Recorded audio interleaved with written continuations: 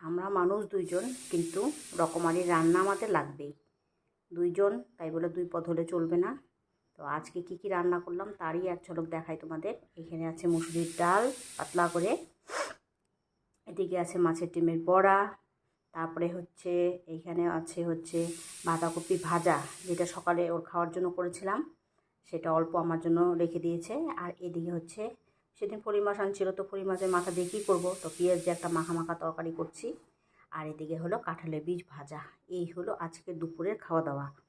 তারপরেও আবার রাত্রেবেলা আবার ধোসা করতে হবে, মানে পদের শেষ নেই। এইটুকু দুপুরবেলাই শেষ। আমরা মানুষ দুইজন, কিন্তু রকমারি রান্না আমাদের লাগবেই। দুইজন তাই বলে দুই পদ হলে চলবে না। তো আজকে কি কি রান্না করলাম তারই এক ঝলক দেখাই তোমাদের। এখানে আছে মুসুরির ডাল